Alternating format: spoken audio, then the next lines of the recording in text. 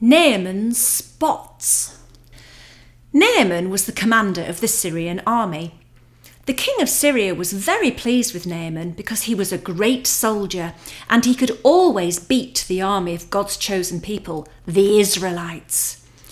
During one of their battles, the Syrians captured a little Israelite girl. Naaman took the little girl home to his wife, where she had to work hard cooking the meals and keeping Naaman's house clean and tidy. Naaman was a clever soldier, but he had one terrible problem. He was covered from head to toe with big spots. The spots worried him so much that he visited all the best doctors in Syria, trying to find a cure. But they all looked at his spots and shook their heads sadly. None of them could help him. The horrible spots made Naaman very unhappy.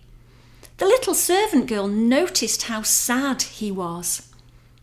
One day, seeing Naaman looking miserable, she said to her mistress, "I wish the master would go to see God's prophet Elisha, who lives in my country. I'm sure that he could cure the master's spots, for our God loves everyone, even the enemies of his people." When Naaman heard this, he went to his king and told him what the little Israelite girl had said. And the king gave Naaman a letter to take to the king of Israel. The letter said, "This is to introduce my officer Naaman. I want you to cure him of his spots."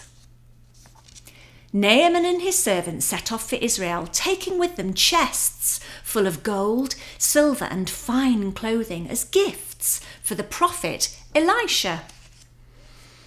When Naaman reached Israel, he took his letter to the king. But when the king read it, he was very upset. He stared hard at Naaman's big spots and said, "How on earth can the king of Syria expect me to cure this man? Does he think that I am God with the power of life and death? I think he's trying to start a quarrel with me." And he sent Naaman away. When God's prophet Elisha heard what had happened, he told the king to send Naaman to see him. So Naaman hopped into his chariot and hurried to Elisha's house. But when he knocked on the door, Elisha did not come out. Instead, he sent his servant out to speak to Naaman. The servant told Naaman to go and wash himself in the river Jordan, not once, not twice, but 7 times, if he wanted to be free of his spots. Naaman was very, very angry, and he left Elisha's house in a rage. "I thought Elisha would at least have come out and looked at my spots and prayed to that God of his," he muttered crossly. "The rivers at home are just as good as any old river in Israel. I'm sure I could have washed in them and been cured." So Naaman sat on a rock and sulked. His servants all waited patiently until his temper began to cool down. Then they got together and said, "Sir, why don't you just try washing yourself in the river Jordan? It might work. After all, if Elisha had told you to do something difficult, you would have done it." "Oh, all right," agreed Naaman, though he still wasn't very enthusiastic about the idea. He set off for the river Jordan, and on the riverbank he undressed quickly.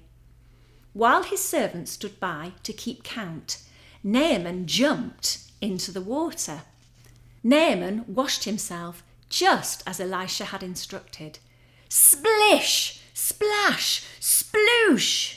1, 2, 3, 4, 5, 6, 7 times.